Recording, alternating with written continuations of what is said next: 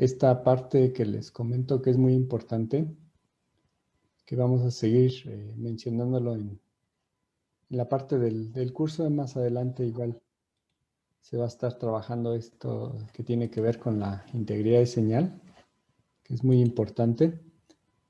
Hay forma de determinar esta parte de integridad de señal de forma teórica mediante simuladores, y la otra forma que existe es mediante el equipo de medición, los osciloscopios, que también se puede determinar. Para el curso o cuando nosotros trabajemos en diseños más adelante, pues esto lo vamos a poder visualizar mediante los simuladores electrónicos. Por ejemplo, aquí vemos cómo se representaría una señal digital, en donde podemos ver la variación de las señales entre ceros y unos, la fuente de alimentación, que tendría que ser constante, y la fuente de tierra. Ajá, entonces, la integridad de señal, bueno, aquí como lo indica, es la distribución de señales digitales y analógicas en una parte del circuito a otra, de manera que la información contenida sea transportada de forma determinística y fiable.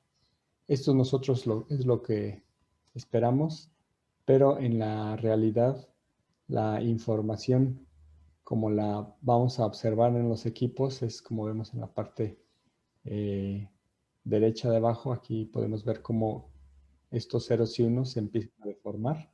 Nuestra señal de 5 volts no es constante y nuestra señal de tierra tampoco es constante. Esto es como lo vemos en la vida real, en nuestras tarjetas. Y hay que cuidar mucho este aspecto, porque inclusive una señal que podría ser constante podría interpretarse por nuestros dispositivos como un cambio de 0 y 1. Eso es lo que ocasiona luego los errores en nuestros sistemas. Ajá, por eso toma mucha importancia la integridad de la señal, para evitar que cualquier valor que tendría que ser 0 puede interpretarse como un 1, o como cualquier valor que sea 1 puede interpretarse como un valor de 0. Todas estas variaciones los genera la misma carga de nuestro circuito. Ajá, ya que al tener varias señales cambiando, van a poder generar inducción de campos electromagnéticos entre las mismas pistas y ocasionar estos efectos. Al igual que la misma carga de motores o lo que nosotros alimentemos va a generar puede generar estas perturbaciones. Les comento una experiencia que tuvimos en un trabajo terminal, en donde se tenía que activar un motor, y ese motor, al generar el arranque, generaba una demanda de corriente muy alta, que generaba una corriente, y esa corriente pues ocasionaba que la señal se reiniciara nuestro microcontrolador en la terminal de reset. Entonces esto hay que tener mucho cuidado.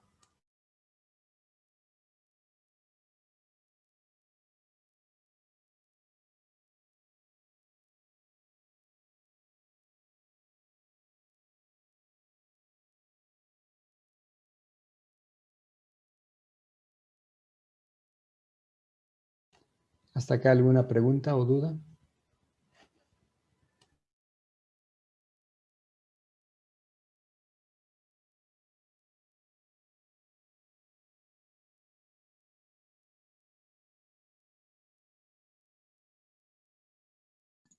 Todo La bien, profe. señal de... Adelante, adelante. ¿Tiene pregunta?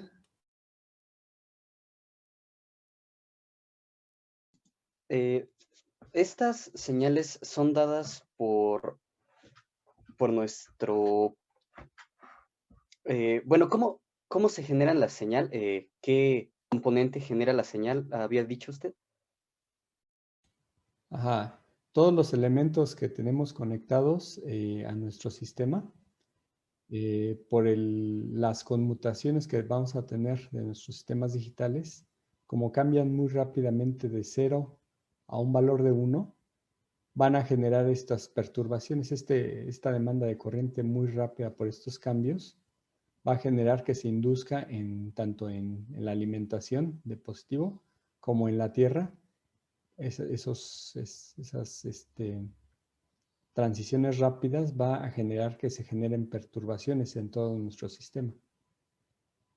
Por ejemplo, aquí podemos ver cómo hay un cambio de 0 a 1 y vamos a ver estos efectos reflejados en las otras dos, en las terminales de alimentación, en 5 volts y en el valor de nuestra señal de tierra como referencia. Entonces, en la tierra también, aquí pregunta José Miguel, ¿cómo es que se distorsiona también? Pues porque como se alimentan muchos de estos sistemas, tenemos fuentes de alimentación que no mantienen un valor muy alto de corriente ni de voltaje, van a ocasionar que desplacen esos niveles de tierra y de alimentación en nuestro circuito.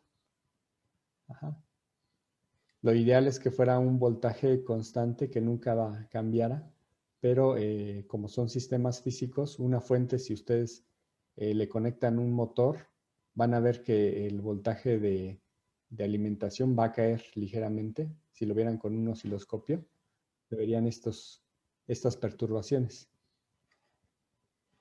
Tanto para la fuente de alimentación como la señal de tierra.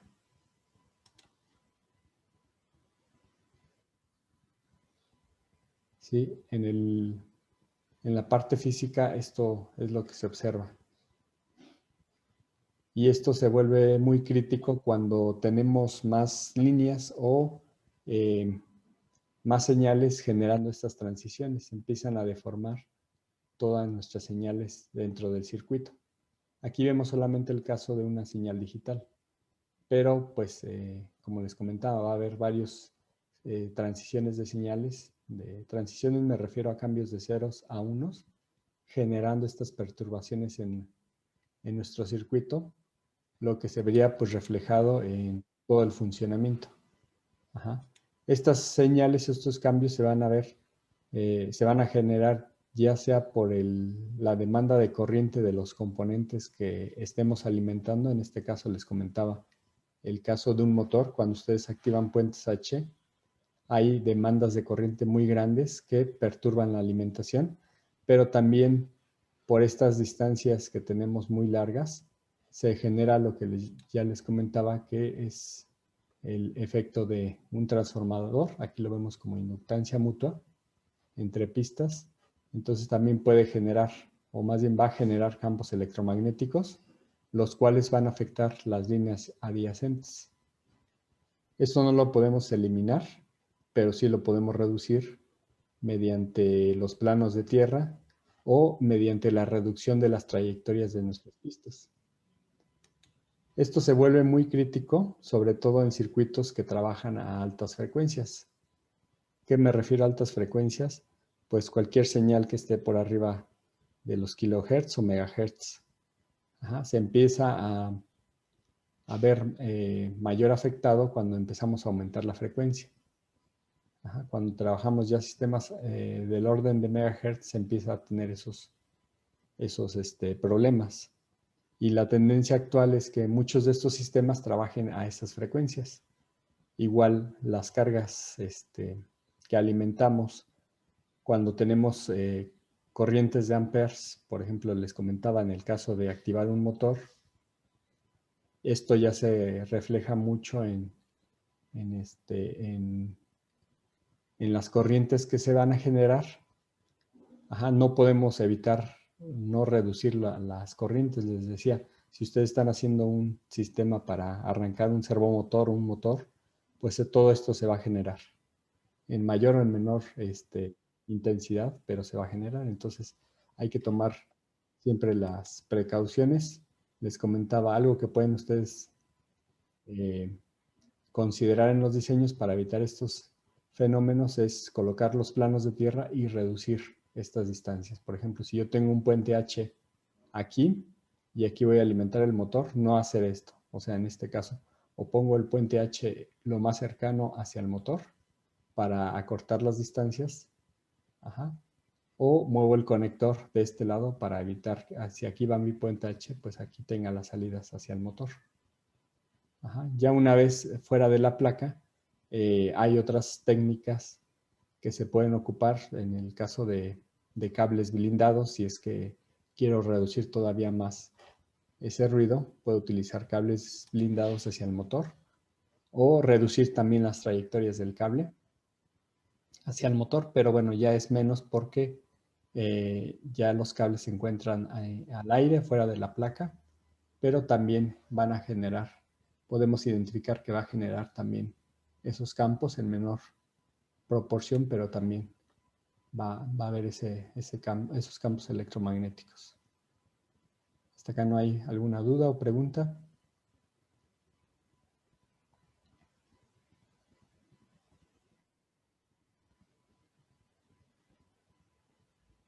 La función de los cables blindados permite que el campo electromagnético debido a esas corrientes se propague en todo el sistema, pueden afectar a nuestros circuitos. Ajá, pero aún así el efecto de la corriente,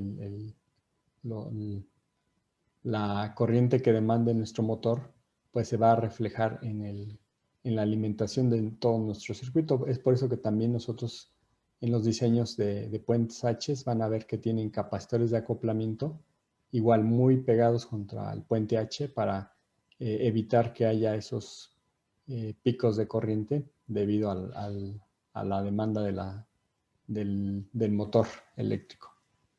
Ajá, entonces, todo eso se puede ir solucionando. Ajá, ustedes, por ahí voy a ver algunas prácticas que podamos hacer de forma a través de simuladores, solamente pues para que vean estos fenómenos. Algunos software que, bueno, ahorita de los que hemos estado trabajando no manejan ese concepto, pero hay algunos otros, déjenme mostrarles aquí algunas páginas de estas empresas. Cadence, por ejemplo, el software de OrCAD, también tiene su parte de editor de PCBs. Ajá. Aquí salí de la página. Y bueno, tiene también software o más bien herramientas dedicadas a la integridad de señal. Ahorita déjenme ver si entro aquí a la página. También bueno, aquí viene. Esta es la herramienta de Altium, que es análisis de integridad de señal, que digo, vamos a ir viendo algunos ejemplos todavía. Aquí podemos ver una señal. Recuérdense que las señales, a pesar de que uno dice cambia 0 a 1 muy rápidamente, siempre va a haber un tiempo de subida que ese no se va a poder evitar. Físicamente sí existen. Ok, ahí están. Y aquí podemos ver estos cambios en las señales y cómo se vería a través de una línea. Estos temas sí son muy utilizados en la industria, en el diseño de los circuitos, porque les comentaba, actualmente todos los circuitos pues tienen estos cambios y la industria lo que busca es la confiabilidad de los sistemas. Entonces los software permiten verificar la funcionalidad antes de poder mandar a fabricar los circuitos. En el caso de Eagle, pues está considerado para circuitos de baja frecuencia y ahí sí no hay ese tipo de análisis, pero sí se pueden hacer todas las consideraciones que estamos mencionando, que les comentaba es los planos de tierra, las distancias cortas y también el ancho de pista que va a alimentar a esos motores o que va a demandar mucha corriente, que sean lo más ancho posible para evitar todos estos fenómenos. Ajá. Y a ver, déjenme mostrarles también. Hay una herramienta que se llama ANSYS, no sé si ustedes la hayan trabajado también. Déjenme ver, aquí sí están. ANSYS también me parece que también tiene herramientas para la parte mecánica. Eso sí desconozco. Pero también trae una sección que tiene que ver con interferencia electromagnética y compatibilidad electromagnética, lo que es EMI y EMC. Por ejemplo, aquí pueden ver algunas imágenes de cómo estos software grafican la distribución de los campos electromagnéticos, el caso de las antenas o cómo están afectando estos campos entre pistas. Todo esto se puede ver mediante estos software. Pero pues ahorita en el curso no tenemos estos software y no abarca mucho más que los conceptos de EMI y de MC que pueden ocasionar en las tarjetas. Es por eso que les comentaba que en nuestras tarjetas de circuitos impresos, pues hay que hacer todas estas consideraciones para reducir al mínimo estos problemas. Ajá. Más adelante, pues vamos a seguir todavía hablando lo de integridad, que definida, y otro concepto que también se utiliza, que es lo de compatibilidad y lo de integridad de señal. También los equipos o hay sistemas como los osciloscopios que permiten verificar ya físicamente el comportamiento de nuestras señales dentro de la tarjeta. ¿Sí? Y esto pues ayuda a que cuando se tenga el equipo, la tarjeta, perdón, en físico, se puedan hacer estas pruebas para validar que efectivamente lo de la simulación es correcto y no tenemos problemas debido a esos efectos. Pero bueno, vamos a regresar a nuestro diseño. ¿Hasta acá alguna duda o pregunta? Digo, vamos a seguir hablando sobre integridad en señal y lo de compatibilidad de señal. Este es el diseño que estábamos trabajando ayer. Aquí, si recuerdan, teníamos el book y teníamos el microcontrolador. Les comentaba aquí de las señales de reloj que tenían que estar lo más cercano posibles a las terminales del microcontrolador para evitar estos efectos de interferencias. Aquí, bueno, vamos a colocar ahora otros elementos, pero más bien me gustaría modificar. Aquí nosotros tenemos componentes de inserción. Yo no he revisado las hojas de especificación de estos componentes, pero podríamos hacer el cambio, por ejemplo, en el caso del capacitor de 47 microfaradios. Podemos hacer el cambio a componentes de montaje superficial para optimizar los espacios. Voy a cambiar la pantalla para que puedan verlo completo. Okay.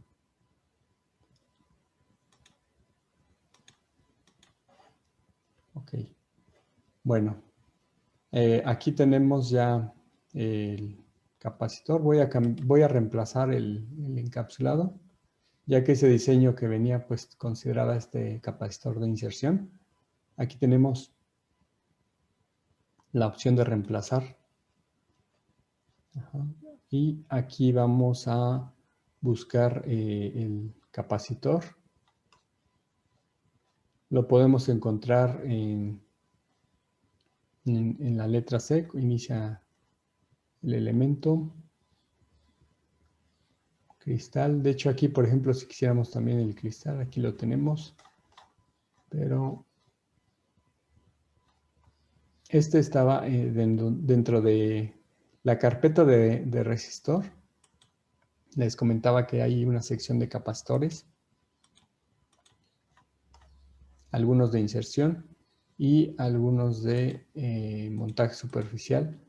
Aquí la cuestión es que no todos los tamaños, como observamos, lo vamos a conseguir en este valor de capacitancia.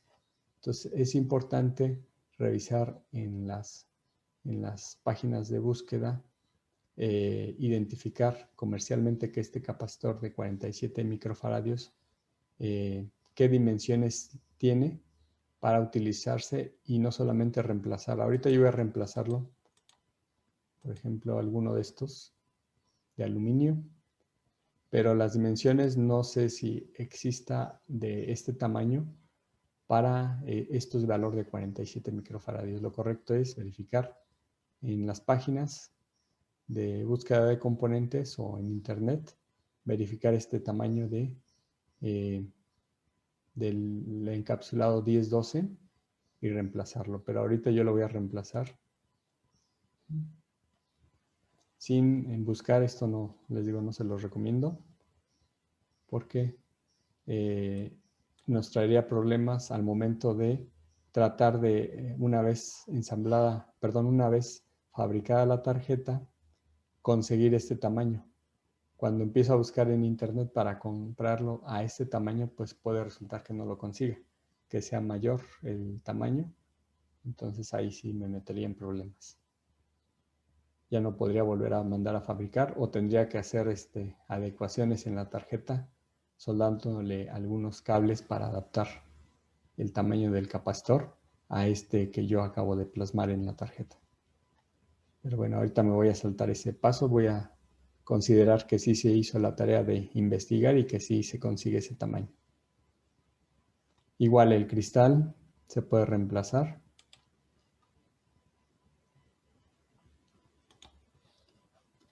Y les comentaba que había una librería que se llama Cristal, por aquí lo acabo de ver.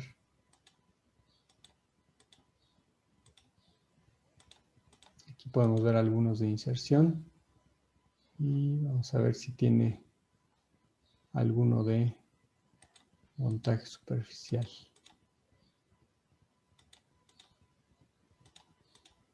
¿Tienen alguna duda o pregunta hasta aquí?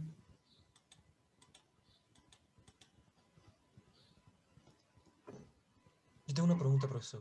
Adelante.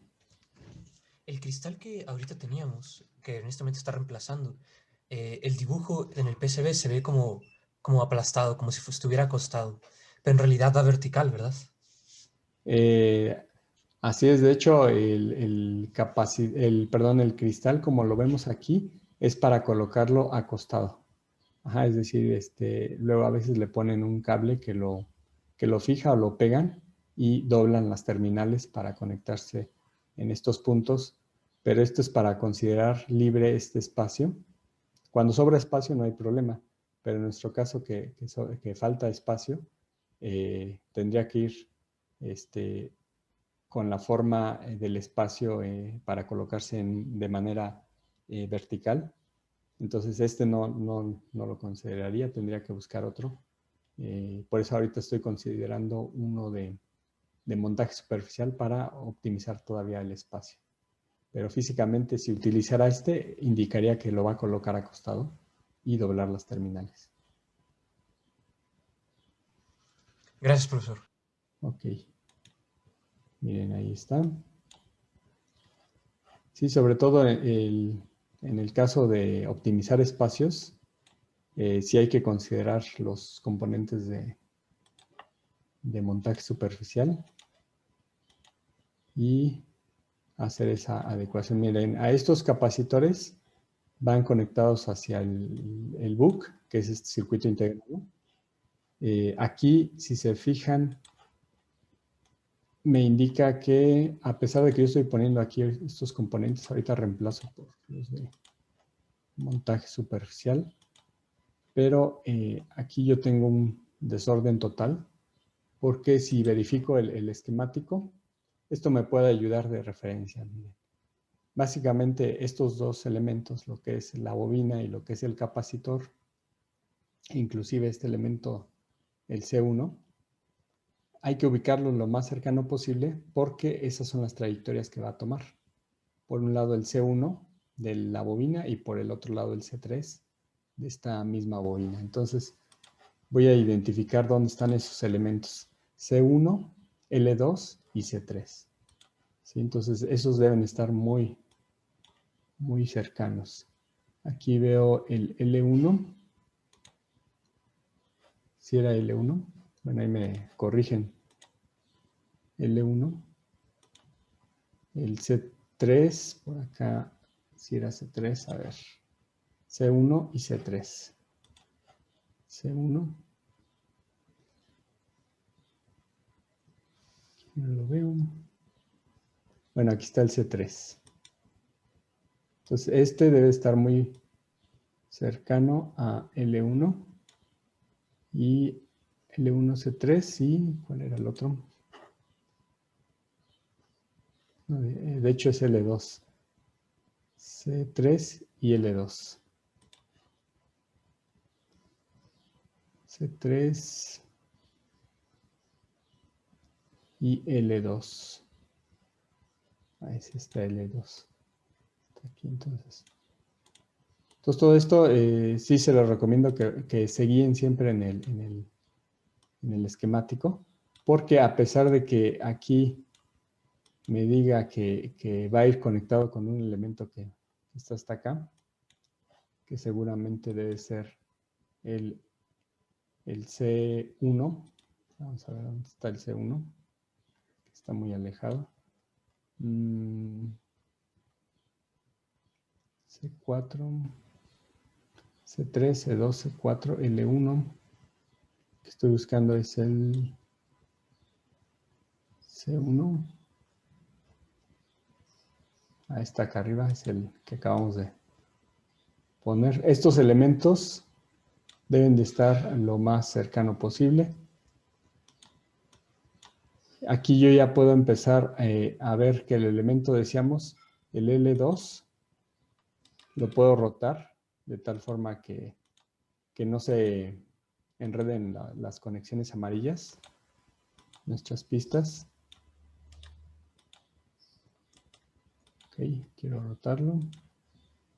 Bueno, aquí cuando selecciono mover y está seleccionado el componente, con el clic derecho puedo hacer la rotación y puedo moverlo. Entonces aquí lo voy a colocar.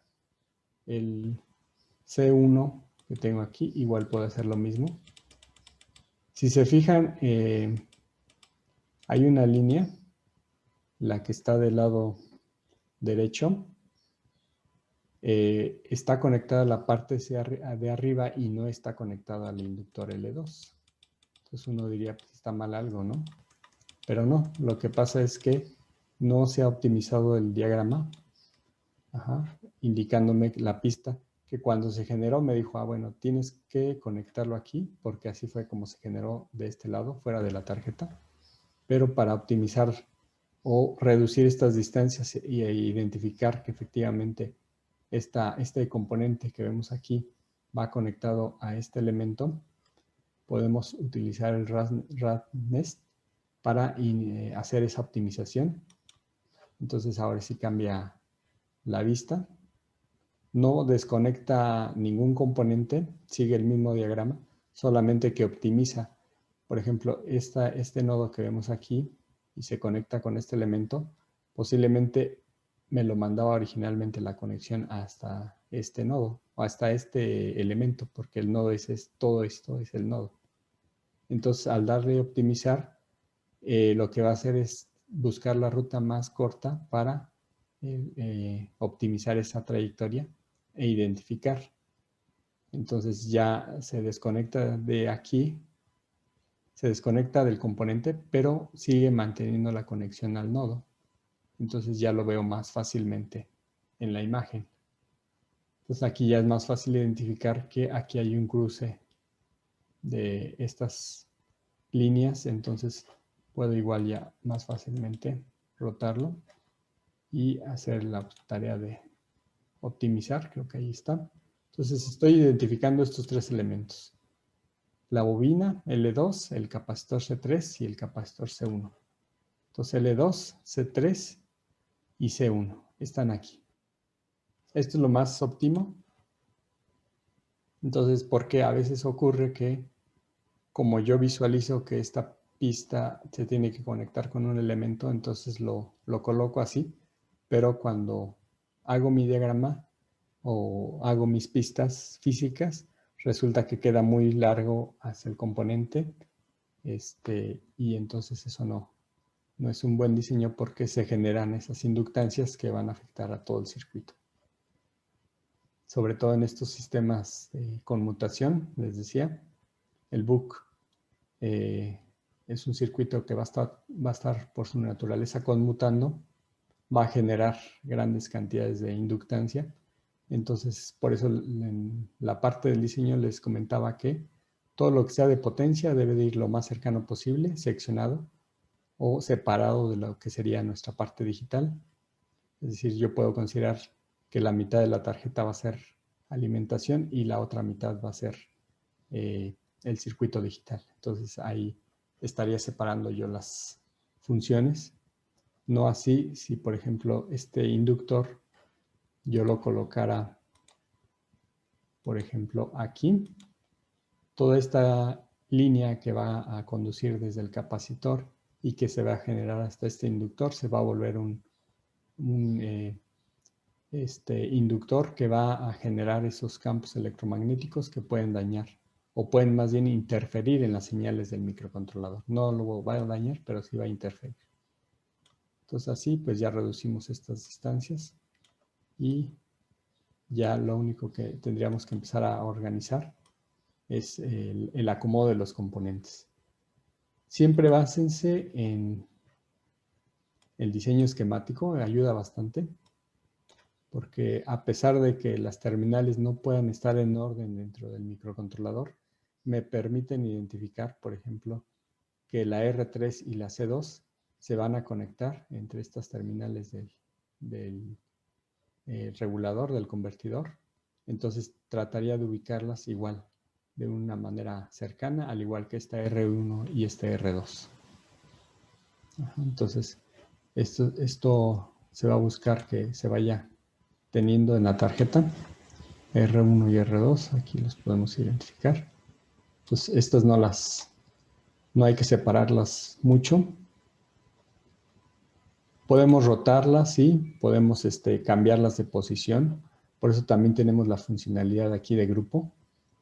Tengo en la esquina superior izquierda el icono de grupo. Aquí selecciono estos dos elementos y ahora sí con la opción de mover doy clic. Como aquí, bueno, se vuelve uno solo, yo puedo colocar los dos y con clic derecho sobre alguno de ellos, aquí dice mover grupo. Entonces de esa forma yo puedo mover el grupo y decir, bueno, ¿dónde me conviene? Puedo rotar inclusive los dos. Dice que va conectada hacia esta terminal, a la terminal número 5, y esto lo puedo verificar aquí en el esquemático. Va conectada a las 6, no, perdón, a las 5, a tierra. Como todo el plano va a ser de tierra, entonces ya no me importa estar lejos de la señal de tierra de la que me marque las líneas amarillas, porque al final pues se puede reajustar esa tierra, el nodo, para que veamos más fácilmente cuál es el punto más cercano. Y la otra terminal iría conectada hacia el capacitor C1. Entonces, de esta forma, vamos a seguir moviendo en grupo. Ok, otra vez, mover grupo. Ok, seleccionar mover grupo. Vamos a activo. No. Mover grupo. Creo que lo desactivé. Bueno, otra vez tengo que seleccionar grupo. Selecciono estos dos elementos. Y ahora sí doy clic afuera. Selecciono mover. A ver si no desactivé otra vez Creo que lo desactive nuevamente. Entonces, otra vez. Ya está seleccionado el grupo. Y tendríamos que mover grupo. Ahí está. Entonces, mencionábamos que va a ir conectado hacia esta posición y hacia, recuérdenme qué capacitor, por favor.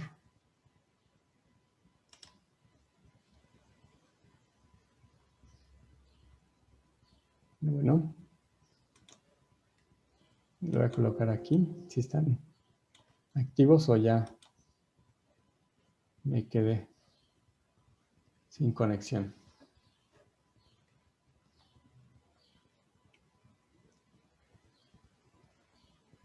Bueno.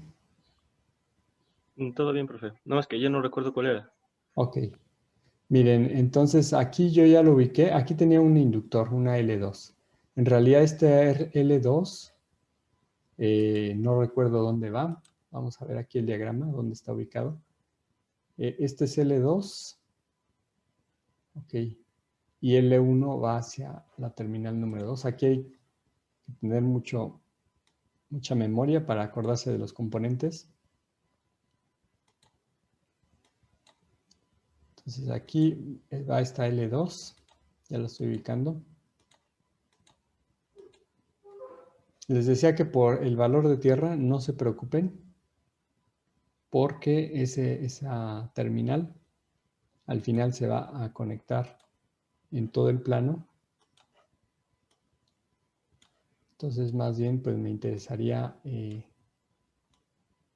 la conexión de los otros dos elementos. Aquí puedo inclusive aplicar nuevamente la optimización para que me defina o se pueda visualizar. Miren, esta terminal va a conectar aquí, va a ir aquí y la otra va a conectar a la parte de abajo. Aquí el GND pues me dice que lo va a tomar de aquí, pero en realidad pues todo el plano va a hacer que se vuelva a tierra, entonces no hay problema. El inductor que tenemos como L1 va conectado hacia la terminal número 2 y el capacitor. Entonces hay que identificar este L1 que está aquí arriba. Voy a moverlo. Pues en realidad me interesa ahí, por ejemplo. Y estos se reemplazan igual por capacitores de montaje superficial. Aquí, por ejemplo, R.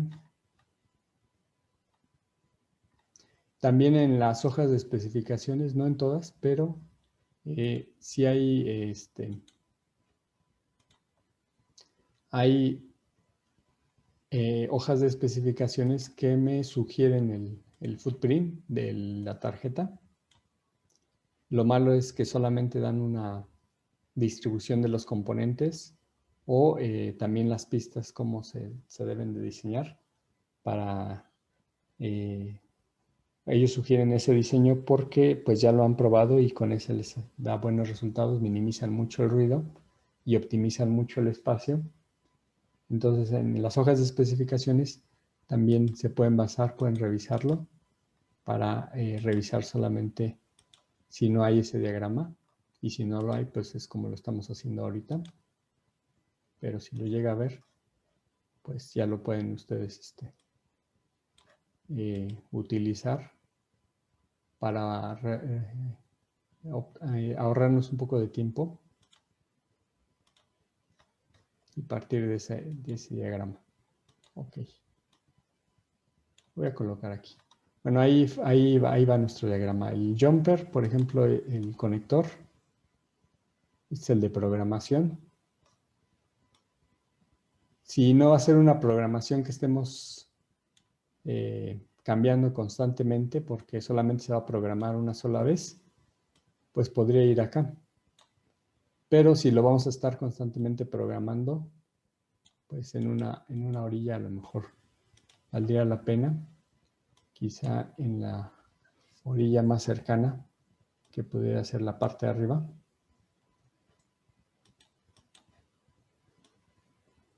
Aquí como no estoy considerando la parte de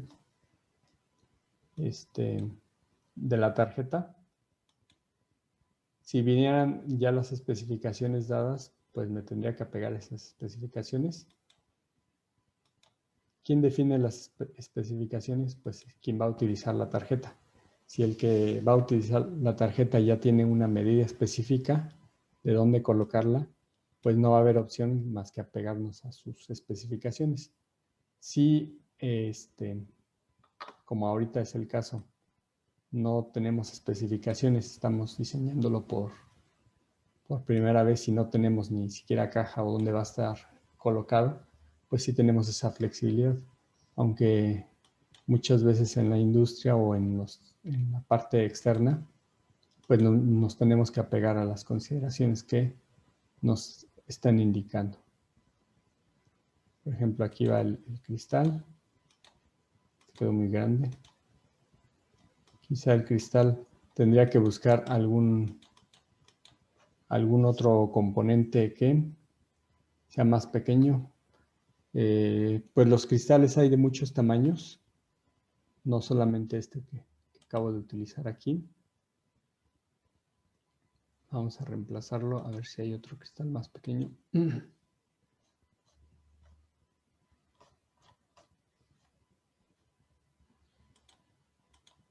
Por ejemplo, hay osciladores que vemos que tienen más terminales.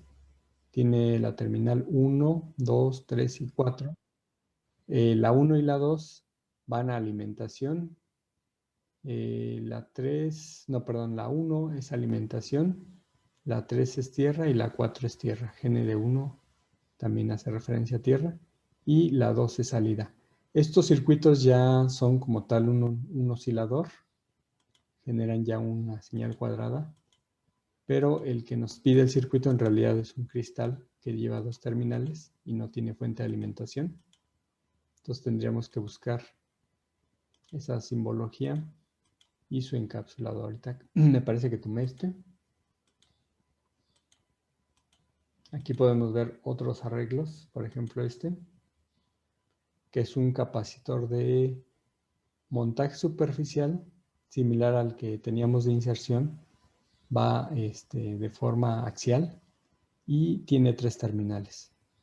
Eso no sé, tendríamos que revisar qué componentes manejan ese encapsulado y utilizarlos.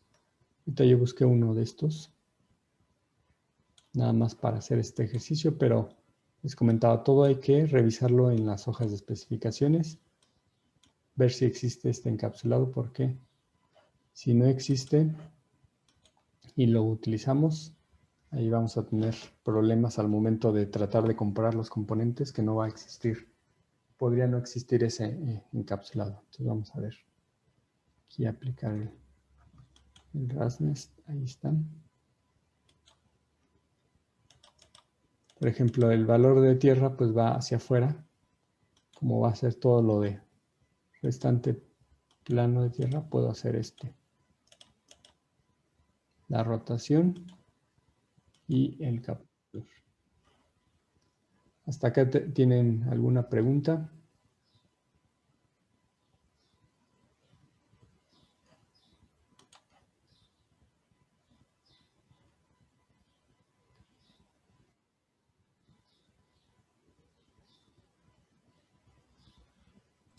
Yo tengo una pregunta.